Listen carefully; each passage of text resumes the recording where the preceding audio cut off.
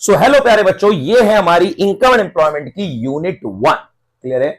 इसमें 3 यूनिट है जो बैक टू बैक चलती है, 1 2 3। जिसे 1 आई उसे 2 आएगी, और 3 का तो वैसे 1 और 2 से कोई लेना देना नहीं होता, पर मोस्ट इंपॉर्टेंट है।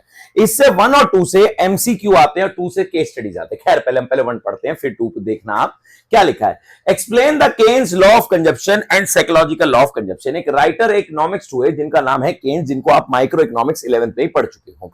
केन्स ने क्या खाने का नियम बनाया? केन्स ने कहा कि इनकम जीरो हो सकती है पर कंजप्शन कभी जीरो नहीं हो सकता। ये बात रियलिटी है कि आपके घर की कमाई जीरो हो सकती है पर आपके घर में आना, खाना पीना, कपड़े, जूते, चप्पल ये नहीं हो सकते। इवनली मैं ऐसे भी कह सकता हूं, मान ले तेरी इनकम क्या है, एज अ स्टूडेंट जीरो है, पर क्या तेरा कंजप्शन जीरो है? सर माँ बाप पाल रहे, वो ही यही कहना चाहता है कि इनकम जीरो हो सकती है पर कंजप्शन कभी जीरो नहीं हो सकता। Consumer consume there past saving. Consumer कहां से कंज्यूम करेगा? अपनी पास्ट की सेविंग से। क्लियर है? अभी कोविड आया था आज से 5 साल पहले, भगवान करे ऐसा कुछ ना आए, तो कहां से घर चला? पास की सेविंग से, जो माँ बाप ने बचा रखे थे, चाहे वो गोल्ड के रूप में किसी में से बेच के लाए, पर कंजप्शन बंद नहीं हुआ है। कंजप्शन मतलब सिर्फ खाना नहीं होता है, कपड़े, जूते, चप्पल जो भी है। जैसे जैसे इनकम बढ़ेगी कंजप्शन बढ़ेगा, तो बात होगी, एक बात है इनकम बढ़ेगी कंजप्शन बढ़ेगा। हाँ, फ्यूचर में कम हो सकता है क्योंकि आपकी जरूरतें पूरी होने लग जाती है। तो केन्स ने एक बड़ा अच्छा सा रूल लिखा। सर ये तो बड़ी आसान सी बात है, हम भी लिख सकते हैं, उस जमाने में लिखा जब लोगों को नहीं पता था। तो अब पढ़ते हैं कंजप्शन की क्या इक्वेशन केन्स ने बनाई और क्या फंक्शन उसने लिखा है। केन्स ने कहा कि भैया कंजप्शन फंक्शन, उसने इक्वेशन बनाई C equals to A plus B Y. A को बेटा C बार भी कहते हैं, याद रखना। ऑटोनॉमस कंजप्शन यानी जब तुम्हारी इनकम जीरो होती है, जब इनकम जीरो हो उसे हमारे यहां क्या कहते हैं? Autonomous consumption. जब इनकम क्या हो? जीरो, उसे क्या कहा जाता है? Autonomous consumption. क्लियर है? और उसके बाद जैसे जैसे तुम्हारी इनकम आती है, बी को कहते हैं एमपीसी, तो आप तय कर लेते हो कि मैं अपनी कमाई का इतना हिस्सा ही खर्च करूंगा, उसे एमपीसी कहते हैं। क्लियर है? तो Y for stand for income, तो यानी हर इंसान इसी फॉर्मूले से खाना खाता है, C equals to A plus B Y, where the A stand for autonomous consumption, income zero, consumption never zero. Clear? And B का मतलब जैसे जैसे इनकम बढ़ेगी हम अपना एक लेवल सेट करते हैं, तो बी वाई। अच्छा, इसे इंड्यूस कंजप्शन भी कहा जाता है, एमसीक्यू में कभी कभी आता है। इंड्यूस कंजप्शन वो होती है जो इनकम के बाद आती है, ऑटोनॉमस हो जब इनकम जीरो। तो सी मतलब कंजप्शन, ए मतलब autonomous consumption. We state that income could be zero पर कंजप्शन नेवर जीरो, इसे सी बार भी कहा जाता है। वहीं बी का मतलब एमपीसी, और एमपीसी की वैल्यू 0 और 1 के बीच में रहती है। याद रखना, मैं अपनी कमाई का 20% खाऊंगा तो इसका मतलब 0.2, मैं अपनी कमाई का 30% खाऊंगा 0.3। 0 और 1 के बीच में, 0 और 1 नहीं होती। हाँ, टीचर कह रहा है जीरो हो तो क्या होगा, वो बात अलग है, पर एज प्रैक्टिकल नहीं होती। सारे पैसे कोई उड़ाएगा नहीं, सारे पैसे कोई बचाएगा नहीं, एक लेवल तय होता है। Y stand for income. Last year बेटा ये एमसीक्यू में आया था, ये एक्स एक्सिस है और ये क्या है? Y axis. कंजप्शन का कर्व कहां से निकलता है बेटा?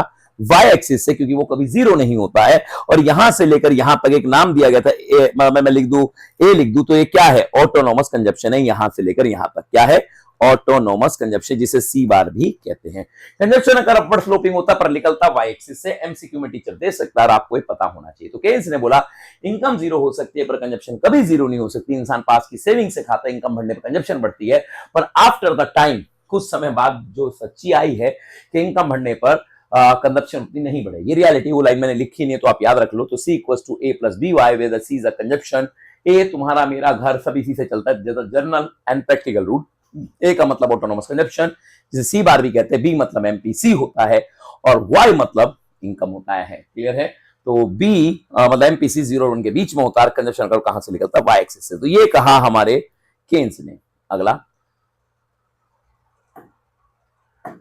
इसकी बात को थोड़ा सा प्रूफ करके भी देखते हैं, मतलब ये पेपर में क्वेश्चन था एमसीक्यू, तो उसमें आते हैं। सो द कंजप्शन का स्टार्ट फ्रॉम वाई एक्सिस, मैंने बताया ऑटोनॉमस कंजप्शन होता है, वाई एक्सिस से निकलता है, income rise, consumption rise, consumption का अपवर्ड स्लोपिंग होता है। एक इक्वेशन है C equals to 30 plus 0.CY, तो इसका मतलब हुआ A plus BY। What is A? This one 30, कि इनकम जीरो पे मेरा कंजप्शन 30 है। और what is 0.7? It is a MPC. Clear है? तो एक पेपर में क्वेश्चन आया, मैं भी बता रहा हूं कि as income rise APC fall, और टीचर ने ऐसी इक्वेशन दी थी, सेम यही इक्वेशन थी। क्लियर है? तो प्रूफ करनी पड़ी भाई, क्या करोगे आप इस इक्वेशन में, तो 0 के आगे लिखोगे 30 और इस 0.7 को यहाँ 70 लिखते हैं। यहाँ हमेशा 100 का आता है, ये एजम्पशन माननी पड़ेगी, यानी 0, 100, 200, 300, 400, 500, मैक्सिमम 500 तक ले सकते हो, 400 तक ले लो, और 0 पे 30 तो आएगा, इसके बाद 70 ऐड करना। सर यानी आप ये कहना चाहते हो, अगर लिखा C = 40 + 0.65 तो ऐसे बनेगा 0 पे 40, हाँ, और अब 60 ऐड होगा इसके बाद, 100 पे 100, 200 पे 160, 300 पे 220, 400 पे 280। ठीक है, तो प्रूफ करते हैं। एपीसी का फॉर्मूला क्या होता है, C/Y होता है। जिसने न्यूमेरिकल किया है वो कर सकता है। वैसे तो मैंने अभी ऊपर कंजप्शन की बात की, यहाँ की बात करें तो पहला इंफिनिटी आया 30/0 तो इज अ डैश और कॉल्ड इंफिनिटी, 100/100 इज 1, ठीक है, फिर 0.85, फिर 0.8, 0.7, यह हैंस प्रूफ हुआ कि इनकम बढ़ने पर एपीसी गिर रहा है। और एमपीसी हमेशा क्या रहता है, कांस्टेंट रहता है, क्योंकि एक तय होता है, ये भी एक assumption, ठीक है। तो एमपीसी क्या रहता है, कांस्टेंट रहता है। तो पेपर में क्वेश्चन आया था as income rise APS rise, तो ऐसी इक्वेशन दी गई थी और आप ऐसे लेते हैं 0, 100, 200, 400 और वहां पर सी निकालते हैं और सी के बाद आप एस निकालते हैं और फिर एपीएस निकालते हैं। ये हैंड्स प्रूफ है, समझ गए। तो ये बात याद रखना। बस मैंने क्या आपको ऐसी ट्रीटमेंट करा दी। सर एक चलते चलते एक बार और प्रैक्टिस हो जाए भाई। 50 + 0.5y क्या होगा बताओ, 50 + 0.5y, अच्छा ज्यादा पीछे लिख दिया, पास में लिख देते हैं, चलो आ जाओ। 50 प्लस ये रहा C = 50 + 0.5y, क्या इसकी टेबल बना सकते हो? अरे सर बना सकते हैं। y 0 पे क्या होगा सर जी 50, 100 पे भी क्या होगा 50 ऐड कर लो, फिर 100, 200 पे क्या होगा 150, 300 पे क्या होगा 200, तो 50 ऐड हो जाएगा, पर 0 पे जो है वो A लिखा होता है। नेक्स्ट स्लाइड की ओर बढ़ते हैं और क्या कहता है teacher, what is a APC? क्या बोला टीचर, एपीसी क्या होता है? एपीसी का कर्व y एक्सिस से निकलता है, सेम ये कंजप्शन की तरह ही होता है। तो एपीसी मैंने अभी आपको ऊपर निकाल के भी दिखाया, तो क्या लिखा है, the average of consumption at different level of income, average consumption की अलग अलग इनकम पे।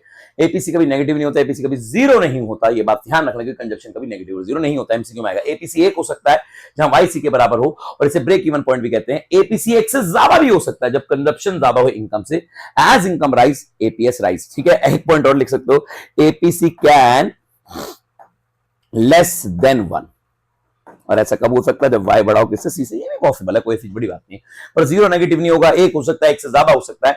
As income rise APC fall, तो इनकम और एपीसी में कौन सा रिलेशन था, इनवर्स, और ये प्रूफ करने को भी आ सकता है। मैंने अभी पीछे आपको दिखाया भी, टीचर इक्वेशन देगा और बोलेगा इसका एपीसी निकालो, तो निकल सकता है। तो एपीसी क्या है वो आपके सामने, बाकी जो पॉइंट्स होते हैं बेटा एमसीक्यू में आते हैं, याद रखना। अगला आते हैं, अगला पॉइंट पूछा, व्हाट इज एमपीसी?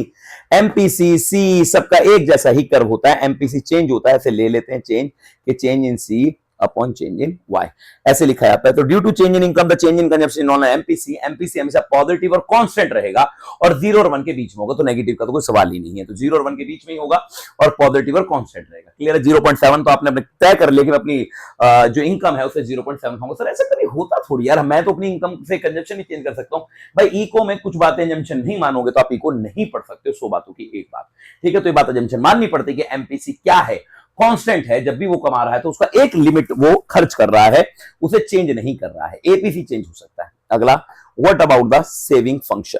बड़ा जबरदस्त सा है, बनाते हैं इसको। सेविंग का फंक्शन हमेशा नेगेटिव होता है, जीरो होता है, पॉजिटिव होता है। क्लियर है। इससे नेगेटिव बोलते हैं क्योंकि शुरुआत में अगर सोचो 0 पे कंजप्शन है 40, तो सेविंग क्या होगी 0 पे सर -40। यस, तो अगर ये ए है तो ये बेटा -a होता है, ठीक है। तो सेविंग हमेशा नेगेटिव से शुरू होगी, इसे -a कहते हैं। इसका एक और नाम होता है डिस सेविंग। पेपर में टीचर एमसीक्यू में देता है, what is a portion of dissaving? This one is a dissaving, ठीक है। इस वाले हिस्से को जीरो कहते हैं जहां वाई सी के बराबर होता है, इसे ब्रेक इवन में बोलते हैं। इको में याद रखना, ब्रेक इवन, ठीक है। और जब y बड़ा होता है सी से तो सेविंग क्या होती है, पॉजिटिव। तो क्या लिखा है, the saving function outcome from consumption function, सही बात। C = A + by, तो भैया मैंने आपको दिखाया जैसे 0 पे खाया मैंने 40, तो सेविंग है -40। अगर ये A है तो ये -A, ठीक है बच्चों। तो ये आ गया -A। B का मतलब एमपीसी है। अगर आपको एमपीएस चाहिए तो फॉर्मूला क्या होता है, 1 - एमपीसी, यानी 1 - B, ठीक है। सेविंग में तो एमपीएस आएगा, तो 1 - B और y, ठीक है। C बड़ा है y से तो सेविंग होगी नेगेटिव, जिसे डिस सेविंग कहते हैं। C बराबर है y के तो सेविंग होगी 0, जिसे ब्रेक इवन कहते हैं। और y बड़ा है C से तो सेविंग क्या होगी, पॉजिटिव। तो पेपर में याद रखना, ये सेविंग का कर्व है, यही एपीएस का कर्व है, यही एमपीएस का कर्व है। उसी तरह ये हमेशा C का कर्व है, एपीसी का कर्व है और एमपीसी का कर्व है, ठीक है।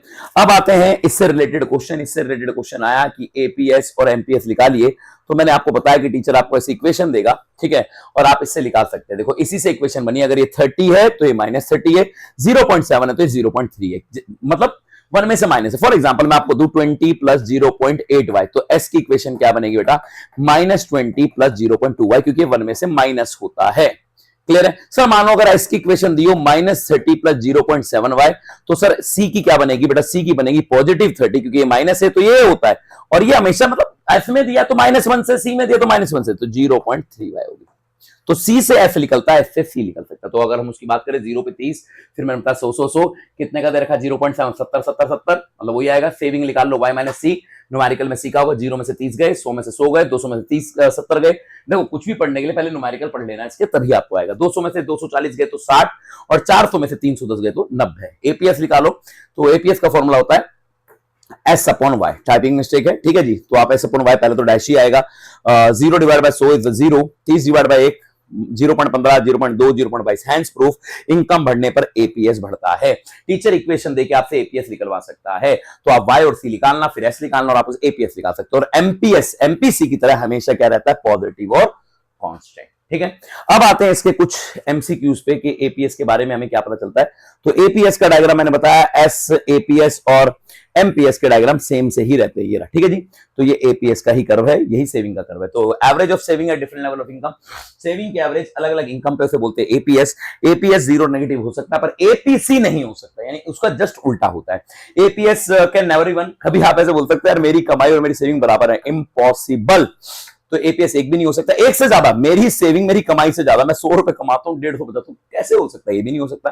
As income rise APS rise, ठीक है। तो एपीएस जीरो नेगेटिव दोनों हो सकता है। हाँ, एक पॉइंट और लिख सकते हैं, एपीएस कैन लेस देन 1 हो सकता है भाई। क्यों नहीं हो सकता भाई, इनकम बड़ी हो सकती है किससे, सेविंग से, तो ऐसा पॉसिबल है, ठीक है। पर जीरो भी मतलब ऐसा बोल दे कोई कि एपीएस कभी जीरो नहीं होता है, it is not true. APS zero भी होता है, नेगेटिव। एपीसी नहीं हो सकता, कंजप्शन कभी जीरो नेगेटिव नहीं होती है। ये एक भी नहीं हो सकता, एक से ज्यादा, एपीसी हो सकता है। As income rise APS right, direct relation है, पर वहां एपीसी और उसमें क्या इनवर्स, क्योंकि इंसान की जब कमाई बढ़ती है तो फ्यूचर के लिए वो सेव करता है। यानी प्रैक्टिकल चीजें यार, ऐसे इम्प्रैक्टिकल कुछ नहीं है। बात आओ एमपीएस को लेके, सेम डायग्राम है जो किसका था, सेविंग का। भैया कहां भाग गया, हाँ ये रहा, ये एमपीएस है, सेम बेटा, सेम, ठीक है। ये एमपीएस है, क्या लिखा है, define as change in saving due to change in income. Saving में चेंज आना किसकी वजह से, इनकम में, तो दैट्स कॉल्ड एमपीएस, ठीक है। नेक्स्ट वन, एमपीएस 0 और 1, कभी 0 और 1 नहीं हो सकता, ठीक है, सही बात है। हमेशा 0 और 1 के बीच में हो सकता है, पॉजिटिव और कांस्टेंट। सर हो गया तो टीचर ये न्यूमेरिकल में लिखता है, मान लो if MPS 0 what will be happen, if MPS is 1 what will be happen, तो वो सब चीज है भाई, टीचर ने बोला। पर एज अ प्रैक्टिकल हम पढ़ रहे हैं तो उसमें जंक्शन माना जाता है, ऐसा नहीं है। क्लियर है? तो ये एक क्वेश्चन है, मतलब जो आपको एमपीएस के बारे में लिखना, तो एमपीएस एमपीसी सेम से ही है। अगला है रिलेशन बताना है एपीसी और एपीएस में। सो एपीसी और एपीएस कभी भी जोड़ोगे तो एक के बराबर होगा, इट इज अ प्रूफ, ठीक है जी। एक में से एपीसी गया तो एपीएस बचता है, इधर ये इधर आ जाएगा, इधर आ गया तो ठीक है। एक में से एपीएस गया तो एपीसी बचता है, ये कभी कभी एक नंबर में पूछ लेता, 1 मार्क्स क्वेश्चन है। अगला एमपीसी और एमपीएस जोड़ो, हमेशा 1 आएगा। 1 में से एमपीसी गया तो एमपीएस, और 1 में से एमपीएस गया तो एमपीसी। क्लियर है? क्लियर है। एक पेपर में क्वेश्चन था कि MPS is more than MPC, MPC is more than MPS, ठीक है। Can it be 5, can it be 5, क्या इसका आंसर जो के होगा वो 5 हो सकता है? तो आपको बताना था। सर ये कैसे, मतलब तो कुछ में तो कुछ है बेटा। अगर कोई टीचर ये कह रहा है कि एमपीसी एमपीएस से ज्यादा है, तो अगर पेपर में कभी ऐसा लिखा जाता है MPC and MPS are equal, तो इसका मतलब होता है 0.5 एंड 0.5। क्यों बेटा? क्योंकि वो इन दोनों का सम 1 है। क्लियर है? अब कह रहे हैं एमपीसी ज्यादा है एमपीएस से, तो कितना ज्यादा हो सकता है? तो 0.6 हो सकता है, 0.7 हो सकता है, 0.8 हो सकता है, 0.9 हो सकता है, पर 1 तो हो ही नहीं सकता। क्लियर है? तो के निकालना आपको 1/1 माइनस एमपीसी, के निकालना आपको 1/1 माइनस एमपीसी, और देखना है कि क्या के की वैल्यू 5 आ रही है, मतलब 5 या 5 से ज्यादा आ रही है, ठीक है। तो आप जब निकालोगे तो कभी भी नहीं आएगी, कभी भी नहीं आएगी, ठीक है। 5 और 5 से ज्यादा, ठीक है। तो ये इसका मतलब था। देखो कितना जबरदस्त क्वेश्चन था जो पेपर में सीबीएसई के मैंने क्वेश्चन पेपर दिया है, कुछ नहीं पट्टी बच्चों को पता है कि MPC is more than MPS, can it be a k will be 5, multiply will be 5। तो देखो अगर ऐसे लिखा इक्वल है तो इक्वल का मतलब होता है 0.50, क्योंकि दोनों का सम किसके बराबर होता है 1 के। तो यहीं से एक क्वेश्चन निकल रहा था, मेरे मन में था कि मैं यहीं पर इसको करा दूं। अगला क्वेश्चन आता है यूनिट 1 का कि एडी क्या होता है, बड़ा जबरदस्त है। The total demand of goods and service in economy is known as AD. पूरे देश की डिमांड को एडी कहते हैं, और एडी का एक और नाम होता है एग्रीगेट एक्सपेंडिचर। तो मैं सब जो कपड़े जूते चप्पल मिठाई खरीदते सबका जो सबकी डिमांड है, खर्चा ही है। डिमांड करने जाओगे, कुछ खरीदने जाओगे तो वो क्या एक तरीके है सर खर्चा है। हाँ, तो एडी हमेशा क्या होता है, एई होता है, यानी एग्रीगेट एक्सपेंडिचर होता है। क्लियर है। एडी का फॉर्मूला होता है सी प्लस आई प्लस जी प्लस एक्स। पर हमारे सिलेबस में सी प्लस आई है क्योंकि हमारे देश में 2 सेक्टर है। क्लियर है। और पेपर में आ जाए आपको जी भी दिया और एक्स माइनस एम, एक्स का मतलब होता है एक्सपोर्ट और एम का मतलब होता है इंपोर्ट। ठीक है। तो अगर आपको बोले एडी निकालो और ये दिया हुआ है सी प्लस आई प्लस जी प्लस एक्स माइनस, तो सबको टोटल कर देना। बाकी हमारे सिलेबस में सी और आई है। ठीक है। सी क्या होता है, consumption, the demand by house hold, जो घर वाले को डिमांड करते हैं गुड्स एंड सर्विस, आपके घर में मेरे घर में जो भी दूध ब्रेड सब्जी फल आता है उसे कंजप्शन कहते हैं। स्टार्ट फ्रॉम वाई एक्सिस, और भी लिख सकते हो यार, मैंने भी पढ़ा है, वाई एक्सिस से स्टार्ट होता है, नेवर जीरो, ऐसे लिख सकते हैं, नेवर नेगेटिव।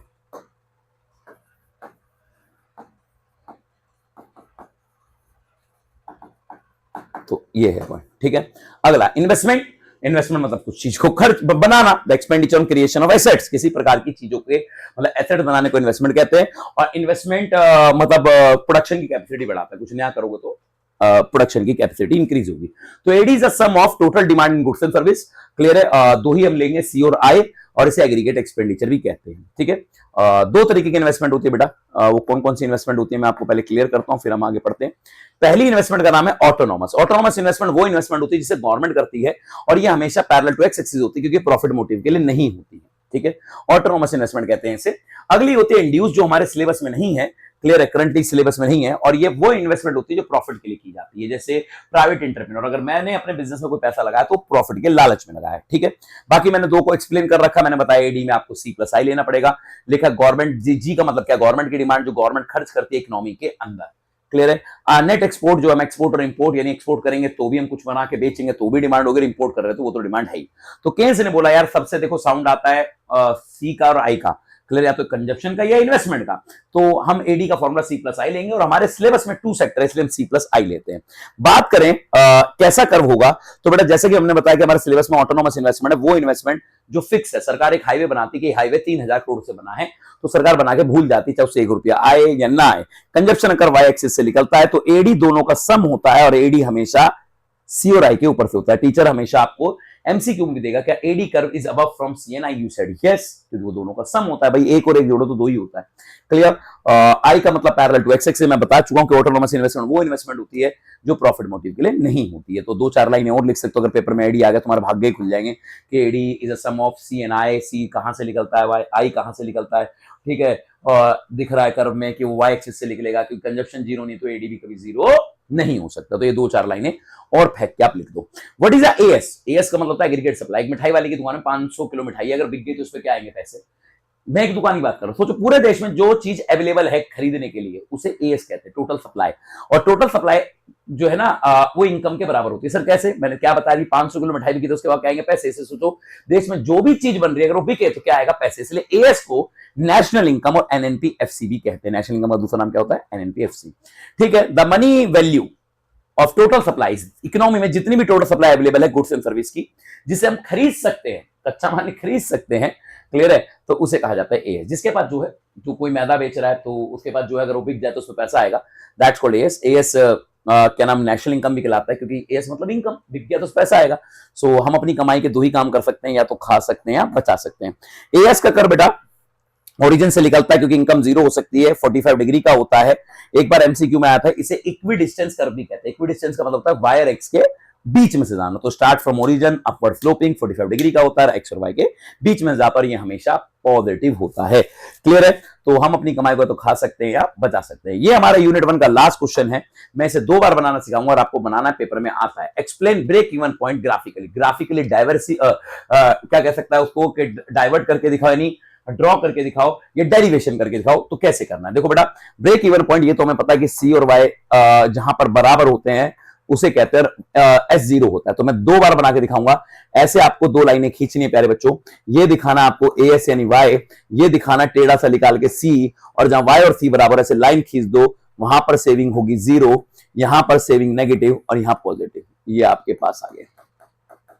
यहां आप दिखा दो कि C बड़ा है Y से तो सेविंग नेगेटिव है, और यहां दिखा दो Y बड़ा है C से तो सेविंग क्या है, पॉजिटिव है। इसे बोलते हैं derivation of saving curve. Clear है? मतलब saving curve from consumption curve ऐसा आ जाए पेपर में, या ब्रेक इवन पॉइंट बताओ तो सेम बात है। तो the point where the income equals to consumption, saving equals to 0 is called a break even point. और मैंने अपने इस डायग्राम में भी यही बनाया है, देखो आपके सामने दिख सकता है। ये AS है बेटा, ये आ गया, ये C है। क्लियर है? ये हमारा A है, ब्रेक इवन पॉइंट जहां Y C के बराबर होता है। क्लियर? नीचे ऐसे डॉट लाओगे कि ये सेविंग नेगेटिव, फिर इससे ऊपर क्या होती है, पॉजिटिव। ठीक है? ये रहा। ठीक है? तो जब C बड़ा हो Y से तो सेविंग नेगेटिव है, Y बड़ा हो C से तो सेविंग पॉजिटिव है। पॉइंट ए, मैंने एक पॉइंट A दाम दिया है, A जहां ब्रेक इवन पॉइंट है, जहां C Y के बराबर है, इंटरसेक्ट कर रहा है। ठीक है? और सेविंग यहां 0 है। पॉइंट ए से पहले थोड़ा मिर्च मसाला लगा रहे हैं, तो सेविंग नेगेटिव दिख रहा है क्योंकि C बड़ा है Y से और इसे डिस सेविंग कहते हैं। और A के बाद Y बड़ा है C से और सेविंग क्या है, पॉजिटिव है। सो ये है यूनिट 1 में, ऐसा कुछ नहीं है। पर यूनिट 1 में अगर आपको एडीएस अच्छे से आया तभी आप यूनिट 2 कर सकते हो। इस वीडियो को आप ज्यादा से ज्यादा जल्दी से जल्दी क्या कर दें, शेयर कर दें सभी को, ताकि आपका ही भला और आने वाले बच्चों का भी। ये रहा मेरा हाथ। All the best.